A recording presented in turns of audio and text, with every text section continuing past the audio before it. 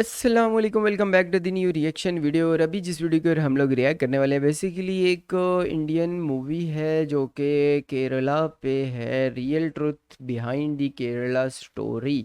अच्छा, केरला के ऊपर एक कोई मूवी बनी ही है, मतलब अभी उसका शायद सिर्फ ट्रेलर आया है। तो काफ़ी उसके ऊपर बात हो रही है सोशल मीडिया के ऊपर कि शायद मुस्लिम्स को करके कुछ उस तरीके से उस पे बनी हुई है मूवी। तो इसकी मुझे कोई भी कहानी नहीं पता, जस्ट मैंने इसका थोड़ा सा ट्रेलर और कुछ पिक्चर्स वगैरह, ज़्यादा जगह पे पिक्चर्स ही देखी हैं। तो इस रील वीडियो का लिंक आप लोगों को डिस्क्रिप्शन में मिल जाएगा। अगर आप लोगों ने कोई वीडियो सजेस्ट करनी है तो मुझे इंस्टाग्राम पे कर सकते हो, उसका भी लिंक आप लोगों को डिस्क्रिप्शन में मिल जाएगा।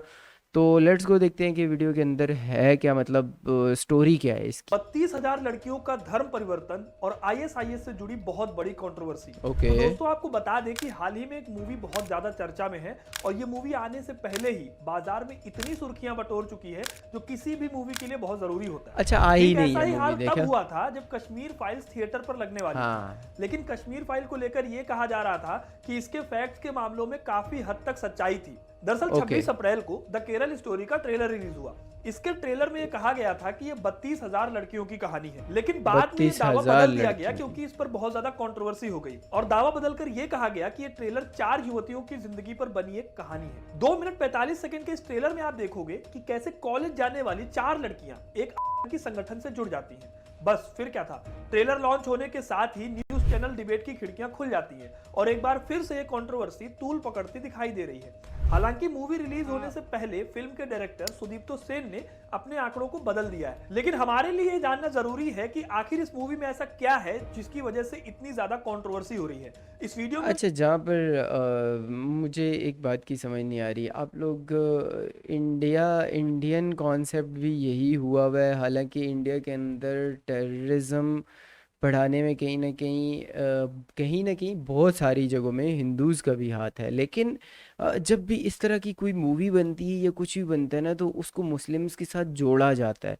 जो कि गलत चीज़ है, नहीं होना चाहिए। ये भी बताएंगे कि केरल में लड़कियों के धर्म परिवर्तन से लेकर उनके टेररिस्ट बनने तक की कहानी क्या है। अभी ये मूवी रिलीज भी नहीं हुई है और रिलीज होने से पहले ही इसमें जो आंकड़े दिए गए हैं उसको लेकर काफी ज्यादा डिबेट होने लगी है। टेररिस्ट का नाम देखा, टेररिस्ट का नाम एक तो यहाँ पर इसके लिए यूज़ किया जा रहा है, और अभी एक नई चीज़ निकल के आ रही है जो कि खालिस्तान के लिए यूज़ हो रहा है टेररिस्ट का नाम। तो मतलब कोई भी बंदा जो कि अपना हक मांग रहा है या कुछ ऐसा कर रहा है तो उसको टेररिस्ट का नाम दे दो। और ख़ुद वहाँ पर अगर किसी किस्म का भी कुछ ऐसी लड़ाई झगड़ा दो बंदों में अगर कुछ तसादम हो जाता है, किसी किसी हिंदू ने मुस्लिम को मार दिया या एक हिंदू ने हिंदू को भी मार दिया, तो उसमें कोई टेररिज्म नहीं है।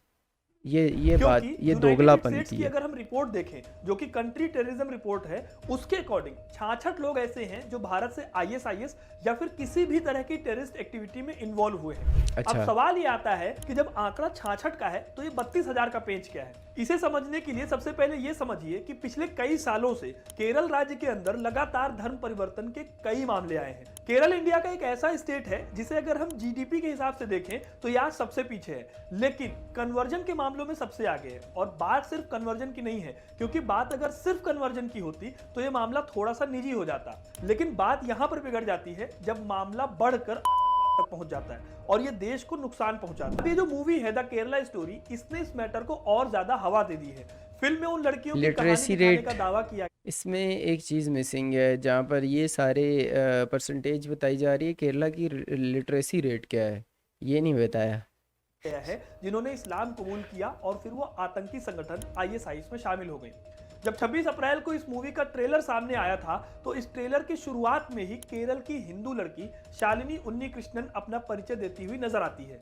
इसमें वो बताती है कि कैसे गिरोह केरल की लड़कियों का ब्रेन वॉश करता है, फिर उसके बाद उनका कन्वर्जन करता है और फिर अच्छा। आतंकी संगठन आईएसआईएस का हिस्सा बना देता है। इसके लिए कभी फिजिकल रिलेशन बनाए जाते हैं तो कभी धार्मिक मान्यताओं को टूल की तरह इस्तेमाल किया जाता है। और हाँ, इस दौरान वो ये भी कहती है कि ऐसा 32,000 लड़कियों के साथ हुआ है। लेकिन यहीं पर जो सबसे बड़ा सवाल खड़ा होता है वो ये है कि आखिर इतनी बड़ी संख्या में जब लड़कियों का धर्म परिवर्तन हो रहा था तब सरकार क्या कर रही थी। तो शायद ये भारत में कश्मीर दंगों से भी ज्यादा बड़ा मुद्दा है, क्योंकि मामला 32,000 लड़कियों का है इस पूरी घटना का होना और इसे कवर अप करना अपने आप में बहुत बड़ी बात है। The okay. केरला स्टोरी को लेकर कंट्रोवर्सी जारी है और ये मामला अब सियासत तक जा पहुंचा है। मतलब कि कंट्रोवर्सी इतनी बड़ी हो गई है कि मुस्लिम यूथ लीग ने यह ऐलान किया है कि जो भी आदमी इस आरोप को साबित कर देगा उसे वो 1 करोड़ रुपए तक दे देंगे। कहानी की शुरुआत होती होना है नहीं 1992 से, जब एनडीएफ यानी नेशनल डेवलपमेंट फ्रंट बनाया जाता है। 2006 तक आते आते ये पार्टी एक कॉन्फ्रेंस के दौरान अपना नाम पीएफआई यानी कि पॉपुलर फ्रंट ऑफ इंडिया रख लेती है। अब ये जो पीएफआई थी ये सबसे ज्यादा एक्टिव देखी गई केरला में और इसके पीछे की भी एक खास वजह थी। पीएफआई ने धीरे धीरे अपने कई अलग अलग विंग्स को डेवलप किया था। अब पीएफआई ने जो ये अलग अलग विंग्स डेवलप की थी, इनके ऊपर कई बार आरोप ये लगा कि ये देश में नॉन मुस्लिम लोगों को मुस्लिम रिलीजन में कन्वर्ट करने का काम कर रहे हैं। 2006 तक ये चलता रहा और केरल में इसे सबसे ज्यादा नोटिस भी किया गया। लेकिन इसी टाइम में ऐसा होता है कि केरला की गवर्नमेंट बदल जाती है और केरला को उसका नया सीएम मिलता है जो कि थे वीएस अच्युतानंदन। इसके बाद 2009 में केरला की एक चर्च के द्वारा एक आंकड़ा पेश किया जाता है जिसके अकॉर्डिंग केरल में बहुत तेजी से लोगों के धर्मांतरण की बात एक रिपोर्ट के साथ पेश की गई। 2009 में केरल हाई कोर्ट के सामने एक ऐसा केस आता है जिसमें खुद कोर्ट इस बात को मानता है कि लव जिहाद जैसा कुछ सिस्टम केरला में चल रहा था और ये बात इस केस में प्रूफ भी हुई थी। इसके बाद 2010 में कुछ ऐसा होता है जिससे पीएफआई का तालिबान के साथ डायरेक्ट कनेक्शन उभर कर सामने आता है। होता कुछ यूं है कि केरल के इडुक्की लेकिन तालिबान के साथ इंडिया के अपने भी तो इतने सारे रिलेशंस हैं, तो अगर इस तरह का कुछ आता है तो फिर इंडिया की कहीं ना कहीं फिर अपनी भी मिस्टेक्स हैं। डिस्ट्रिक्ट में मौजूद एक कॉलेज लेक्चरर का हाथ काट दिया जाता है और वो भी सिर्फ इसलिए क्योंकि कॉलेज के एक ग्रुप को ये लगा कि इस लेक्चरर ने जो एग्जाम सेट किया था उसमें एक क्वेश्चन में उनके प्रॉफिट की इंसल्ट की गई थी। यही वो टाइम था जब इस केस में केरल पुलिस थोड़ी एक्टिव होती है और पीएफआई के ऑफिसर्स पर छापामारी करती है। इस धरपकड़ में उन्हें वहां मौजूद आर्म्स एंड एम्यूनिशन और कुछ ऐसी किताबें और पर्चे मिलते हैं जिनमें देश के खिलाफ बहुत कुछ लिखा हुआ था। इससे पीएफआई और उनसे जुड़ी जो विंग्स थी उनकी असलियत का पता चलता है। इसके बाद केरल के सीएम वीएस अच्युतानंदन जब दिल्ली आते हैं तो वो यहाँ एक कॉन्फ्रेंस करते हैं और उसमें बताते हैं कि पीएफआई आखिर कर क्या रहा है और कैसे केरला में बड़ी संख्या में लोगों का कन्वर्जन किया जा रहा है। और इतना ही नहीं, उनका प्लान आने वाले 20 सालों में यानी कि 2030 तक केरला को पूरी तरह एक इस्लामिक स्टेट बनाना है। आपके लिए यहाँ पर यह जानना भी जरूरी है कि अच्युतानंदन कम्युनिस्ट पार्टी से बिलोंग करते थे, जो कि दिखाता है कि उनकी ये बात किसी एजेंडा के लिए नहीं थी बल्कि केरला में बढ़ते केरला बहुत बड़ी स्टेट है यार, को लगातार अंधेरे में धकेल रहा था। 2011 में पीएफआई की एक विंग सत्य सारणी का एक कनेक्शन सामने आता है। ये जो विंग थी ये पहले लोगों को इस्लाम में कन्वर्ट कराती थी और उसके बाद अलग अलग देशों में इन्हें भेजा करती थी। और यही कनेक्शन तब सामने आया जब 2 ऐसे लोगों को पकड़ा गया जो आईएसआईएस यमन के लिए काम कर रहे थे। अच्छा। केरल से ही एक और कहानी सामने आती है जब यहाँ अब्दुल नाम के एक इंसान के बारे में पता चलता है। इस आदमी ने अपनी बीवी के साथ मिलकर केरला पीस एजुकेशनल फाउंडेशन नाम से 10 सेंटर खोले। यहाँ बच्चों को स्पेसिफिकली इस्लामिक कल्चर के बारे में बताया जाता था और हिंदू धर्म के अगेंस्ट भड़काया जाता था। अब्दुल लगातार आईएसआईएस से कनेक्शन में था और इन्हीं सेंटर्स के थ्रू अब्दुल ने 20 से 22 लड़के और मेरे ख्याल से ये पीस चैनल को इंडिया में बंद भी किया हुआ है, जो कि जिसमें डॉक्टर जाकिर नाइक भी यही काम उनका चल रहा था। उनके भी काफ़ी सारी ऑर्गेनाइजेशंस थी जो कि इंडिया में काम कर रही थी, जो कि आंसर क्वेश्चंस मतलब क्वेश्चन आंसर्स वहाँ पर लोग मोस्टली करते थे। हिंदू धर्म के लोग भी आते थे, बाकी भी आते थे, क्रिश्चियंस भी आते थे, तो वो लोग आके क्वेश्चंस वगैरह करते थे। तो इसी तरह की मुझे वही उसी तरह की ऑर्गेनाइजेशन लग रही है को आईएसआईएस में शामिल करवाया और इन्हीं में से एक लड़की थी जिसका नाम था निमिषा। और ये वही निमिषा है जिसका कैरेक्टर 5 मई को रिलीज होने वाली द केरला स्टोरी में अदा शर्मा निभा रही है। और इन्हीं के साथ 2 और लड़कियों को भी अलग अलग नॉन मुस्लिम कम्युनिटी से कन्वर्ट करके फातिमा बन चुकी निमिषा के साथ आईएसआईएस कैंप में भेजा जाता है। अच्छा। इसी पूरी कहानी को आप इस मूवी में देखोगे। 2011 तक केरला में सारी चीजें काफी बड़े लेवल पर सामने आ रही थी और ये बात काफी हद तक साफ भी हो चुकी थी कि आईएसआईएस के स्लीपर सेल ने केरला को अपने निशाना बना लिया है और आईएसआईएस पीएफआई के जरिए न केवल लोगों का धर्म परिवर्तन करवा रही है बल्कि उन्हें आतंकवादी संगठनों में भी भेजा जा रहा है। इसके बाद आता है साल 2012। ये वो टाइम था जब केरला के सीएम बनते हैं ओमान चांडी। ओमान चांडी ने ही वो इंटरव्यू दिया था जिसकी दुहाई देकर द केरला स्टोरी के डायरेक्टर सुदीप्तो सेन ने एक आंकड़ा सबके सामने रखा। दरअसल ओमान चांडी ने विधानसभा में ये कहा था कि 2600 से 3200 के बीच की संख्या में सिर्फ औरतों का धर्म परिवर्तन करवाया गया है। लेकिन यही थोड़ी कंफ्यूजन हो गई जो आज बहुत बड़ी बहस का मुद्दा बना हुआ है। बात यह है कि यह आंकड़ा हर साल का था या फिर 2006 से लेकर 2012 तक। इसके हाँ। बाद फेस्टिवल ऑफ भारत के यूट्यूब चैनल पर मूवी के डायरेक्टर सुदीप्तो सेन के अकॉर्डिंग उन्होंने हर साल लगभग 3200 के हिसाब से 10 साल में यह आंकड़ा निकाला है। इतना ही नहीं, जब ऑल्ट न्यूज ने फोन करके इन आंकड़ों के बारे में जानकारी मांगी तो उनका यह कहना था कि इसमें कुछ भी मनगढ़ंत नहीं है, बल्कि उनके पास इसको लेकर काफी सबूत हैं कि ये उनका सबूत है और इसे वो प्रूफ भी कर सकते हैं। अब देखिए, अच्छा। ये तो एक मूवी है, लेकिन 2016 में ऐसा ही एक केस सामने आया कि आईएसआईएस के लिए काम करने वाला अब्दुल 22 लोगों को इस्लाम में कन्वर्ट करके अफगानिस्तान भेजता है, जहां इन्हें आईएसआईएस कैंप में ट्रेनिंग दी जाती है। इसके बाद हाँ। 2016 में एक और केस आता है और इस केस में बताया जाता है कि इंडियन आर्मी में काम करने वाली मिनी विजयन की बेटी, उनका जबरन धर्म परिवर्तन करवाया गया है। इसके बाद मिनी की बेटी अपर्णा को कोर्ट में बुलाया जाता है, जहां अपर्णा पीएफआई की एक वर्कर सुमैया के साथ कोर्ट पहुंचती हैं और बताती हैं कि उन्होंने अपनी मर्जी से यह धर्म अपनाया है। आपको जानकर हैरानी होगी कि अपर्णा एक ब्रिलियंट इंजीनियरिंग स्टूडेंट थी और पीएफआई द्वारा उसकी शादी किसी ऑटो ड्राइवर आशिक नाम के मुस्लिम लड़के से करवा दी जाती है। ऐसे ही कई और केस केरला में लगातार देखने को आते रहे। 2016 में ही टाइम्स ऑफ इंडिया ने एक और रिपोर्ट पेश की। इस रिपोर्ट को खुद प्यार हो स्टेट गया की होगा यार। इंटेलिजेंस एजेंसीज ने सामने रखा था और ये वही रिपोर्ट है जिसका जिक्र अभी थोड़ी देर पहले मैं कर रहा था। इस रिपोर्ट में ये बताया गया था कि सिर्फ 2016 में ही 6000 से ज्यादा लोगों का धर्मांतरण करवाया गया है। वीएस अच्युतानंदन द्वारा कही गई वो बात कि पीएफआई पूरी कोशिश कर रहा है कि बड़ी संख्या में लोगों का धर्मांतरण किया जाए, फिर चाहे इसके लिए उन्हें पैसे ही क्यों ना देने पड़े। और इतना ही नहीं, बच्चे पैदा करने पर भी उस समय जोर डाला जा रहा था। ये बात सच होते हुए नजर भी आ रही थी, लेकिन पीएफआई की लगातार बढ़ती हुई इलीगल एक्टिविटीज को देखकर इसे पूरे इंडिया में ही बैन कर दिया गया। हाँ। लेकिन यहाँ पर एक सवाल भी उठता है कि इसको बैन करने में इतनी देरी क्यों हुई, क्योंकि इस संगठन पर हर एजेंसी की नजर थी, फिर भी कोई सरकार इस पर इतना देर में ध्यान क्यों देती है। अब जरा उन आंकड़ों की तरफ बढ़ते हैं जिनके बारे में हमारे पास पुख्ता सबूत मौजूद है। अगर आप यूएस को उस रिपोर्ट को देखो जो एकदम शुरू में हमने आपको बताई थी, तो इंडिया से 66 ऐसे लोग हैं जो आईएसआईएस या फिर किसी भी तरह के टेररिज्म ग्रुप में इन्वॉल्व हैं। इसका एग्जांपल आपको दें तो अगस्त 2019 में मल्लपुरम के एक इंजीनियरिंग छात्र मोहम्मद मोहसिन के परिवार को एक संदेश मिला।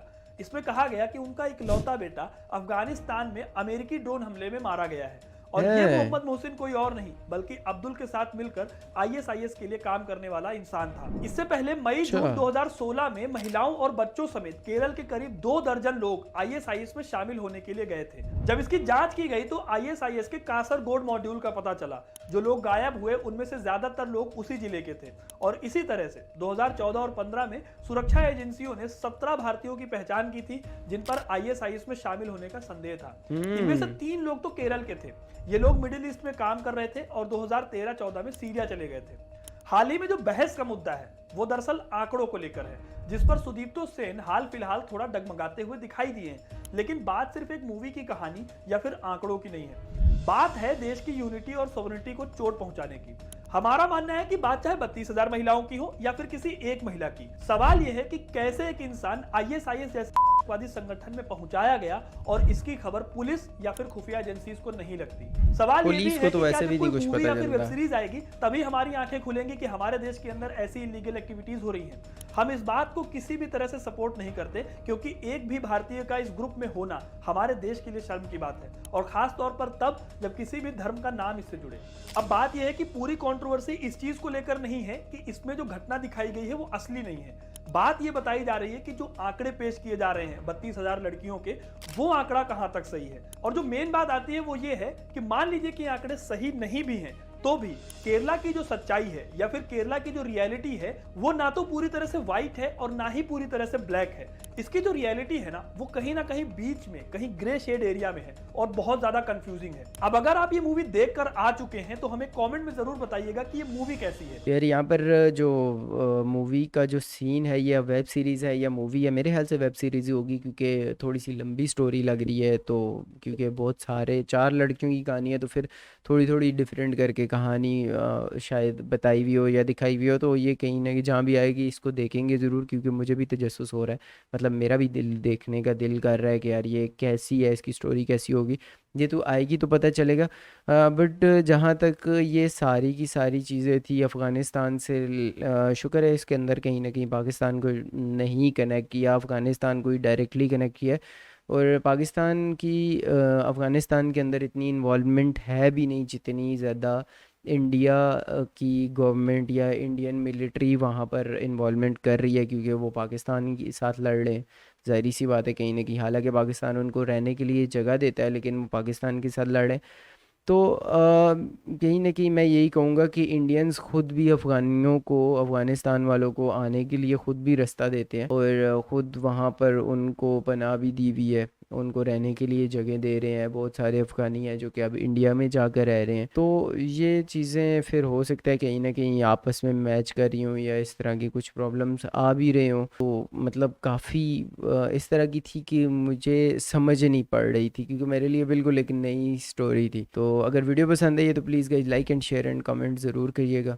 اور اگر کسی اور ویڈیو کے اوپر ریئیکشن اور ریویو چاہیے تو میرا انسٹاگرام کا لنک آپ لوگ کو ڈسکرپشن میں مل جائے گا.